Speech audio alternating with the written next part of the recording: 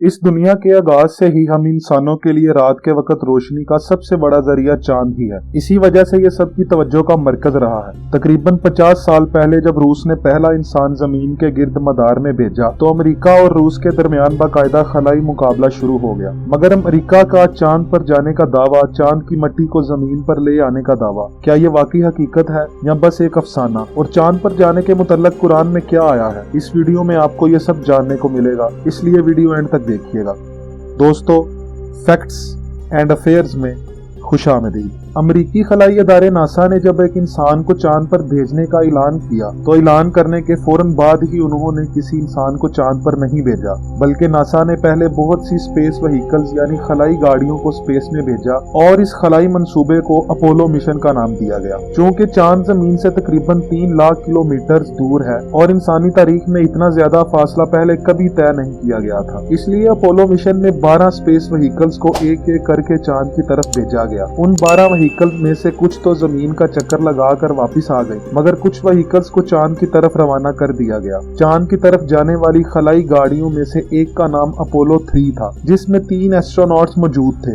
ये अपोलो 3 रास्ते में ही ऑक्सीजन सिलेंडर फटने से तबाह हो गया और ये इंसानी तारीख में जमीन से बहुत ज्यादा फासले पर होने वाला पहला खौफनाक वाकया करार पाया, जिसमें 3 जानें चली गईं। मगर दोस्तों, ये सिलसिला यहीं खत्म नहीं हुआ। फिर इसके बाद 25 दिसंबर 1968 को चांद की तरफ अपोलो 7 नामी व्हीकल को भेजा गया, जिसमें 3 एस्ट्रोनॉट्स थे, phrenic bromine, James loyal, William Anders. ये तीनों खलाबाज इस दफा बगैर किसी हादसे के चांद के करीब 90 किलोमीटर के फासले पर चक्कर लगा के वापस जमीन पर आ गए। उनके सही सलामत जमीन पर वापस आ जाने के बाद नासा ने हतमी फैसला कर लिया कि अब लैंडिंग चांद के ऊपर ही होगी और फिर 16 जुलाई 1969 को अपोलो 11 की स्पेस व्हीकल 3 एस्ट्रोनॉट्स को लेकर चांद की तरफ रवाना हो गई। मुसलसल 5 दिन तक सफर करने के बाद 21 जुलाई 1969 को पाकिस्तानी वक्त के मुताबिक रात 1:17 पर अपोलो 11 की खलाई गाड़ी चांद की सरजमीन पर लैंड कर चुकी थी। ये खलाई गाड़ी 2 हिस्सों पर मुश्तमिल थी, जिनमें से एक हिस्सा अलग होकर चांद पर उतरा और एक चांद के गिर्द चक्कर लगाता रहा। चांद पर उतरने वाली गाड़ी में नील आर्मस्ट्रांग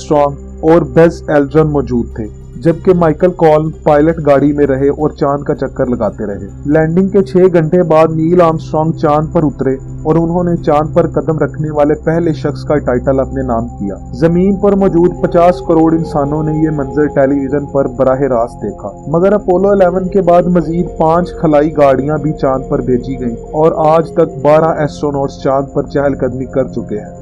इन सब के बावजूद दुनिया में ऐसे लोगों की कमी नहीं जो इस सब को महज हॉलीवुड फिल्म इंडस्ट्री का एक शाहकार कहते हैं। इस वाक़े को धोखा या फ्रॉड कहने वाले लोगों में अक्सरियत उन लोगों की है जो साइंस की ज्यादा समझ बूझ नहीं रखते। वो एतराज करते हैं कि जो तस्वीरें नासा ने हमें दिखाई हैं उनमें जब नील आर्मस्ट्रांग चांद की सतह पर झंडे को गाड़ते हैं तो झंडा लहरा रहा होता है, जबकि चांद पर तो क्या पूरी खला में कहीं हवा नहीं। लिहाजा ये झूठ है। उनका ये कहना किसी भी आम इंसान को दुरुस्त लगेगा, लेकिन एक अच्छा साइंसदान वही होता है जो खुद से तहकीक करे। इसलिए दोस्तों, अगर हम उन तस्वीरों को गौर से देखें तो जिस रॉड पर वो अमरीकी झंडा आपको नजर आ रहा है उस रॉड की शक्ल उल्टे एल की तरह की है। वो रॉड जमीन पर मौजूद झंडों में लगे रॉड की तरह सीधा नहीं बल्कि ऊपर भी एक रॉड लगाया गया है ताकि झंडे को सीधा रखा जा सके। अगर ऐसा ना किया जाता तो चांद पर तो हवा ही मौजूद नहीं, तो वो झंडा हमेशा के लिए लटका ही रहता और कभी वाज़े नहीं होता। और फिर इसी हवाले से दूसरा एतराज किया जाता है कि उन तस्वीरों में आसमान पर सितारे नजर क्यों नहीं आ रहे, जबकि जमीन पर तो रोशनियों से भरे शहरों में भी रात के वक्त सितारों को बआसानी देखा जा सकता है। और चांद पर तो कोई फिजाई आलूदगी भी नहीं, तो सितारे तो वाज़े नजर आने चाहिए, मगर एक भी सितारा नजर नहीं आता। ये बात भी हकीकत से करीब तर मालूम होती है। मगर दोस्तों, मामला इस दफा भी कुछ और है। इस एतराज को आप एक मिसाल से समझ लें कि जब भी कभी कुछ देर तेज धूप में वक्त गुजार कर आप अंदर कमरे में जाएं तो कुछ वक्त के लिए सारा कमरा आपको स्याह दिखाई देगा, मगर थोड़ी ही देर बाद आपको सारा कमरा दिखाई देने लगेगा। इसी तरह कैमरे की इजाद इंसानी आंख को देखकर हुई थी, लिहाजा कैमरे में भी उसी तरह की तरतीब पाई जाती है जो तेज और हल्की रोशनी में तस्वीर लेने में मदद देती है, जिसको एक्सपोजर सेटिंग कहते हैं। अपोलो मिशन के दौरान कैमरे इतने जदीद नहीं थे कि इनमें ये सलाहियत पैदा की जा सकती कि वो खुद ब खुद रोशनी के हिसाब से ढल जाए।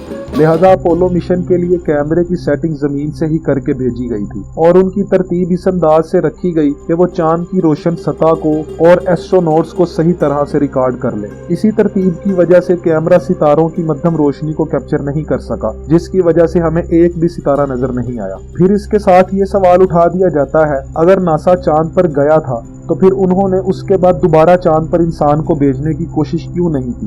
दरअसल इंसान कायनात में जमीन के अलावा दूसरी जगहों पर भी जिंदगी तलाश कर रहा है। इसी सिलसिले में वो चांद पर गए, मगर पहली दफा में ही उनके सामने ये बात वाज़ेह हो गई कि चांद पर जिंदगी नामुमकिन है, क्योंकि वहाँ दिन के वक्त दर्जा हरारत इस कदर गर्म हो जाता है कि कुछ ही वक्त के बाद इंसानी जिस्म जलना शुरू हो जाए, और ऐसे ही रात के वक्त दर्जा हरारत इस कदर ठंडा हो जाता है कि इंसान के खून को भी जमा दे। लिहाजा साइंसदानों ने चांद पर दोबारा से अरबों डॉलर्स लगा कर जाने से ये बेहतर समझा कि अब मरीख का रुख किया जाए, और इसीलिए अब इंसानी जिंदगी को मुमकिन बनाने के लिए मरीख पर तजुर्बात किए जा रहे हैं। दोस्तों, अब अगर इसके बरक्स कुरान को देखा जाए तो अल्लाह पाक कुरान की सूरह इब्राहीम में फरमाते हैं, और अल्लाह ने मुस्खर कर दिया तुम्हारे फायदे के लिए सूरज को और चांद को जो मुसलसल चल रहे हैं।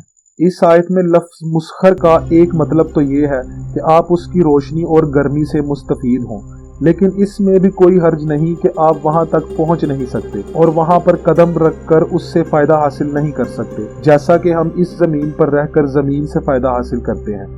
इस्लामी तालीमात में कहीं कोई रोक नहीं कि इंसान चांद पर नहीं जा सकता, बल्कि अगर रवानगी के वसाइल हों, जैसा कि आज के दौर में हमारे पास मौजूद है, तो इंसान किसी भी सियारा पर जा सकता है, तो फिर चांद पर क्यों नहीं, जो कि हमारी जमीन से बहुत करीब है।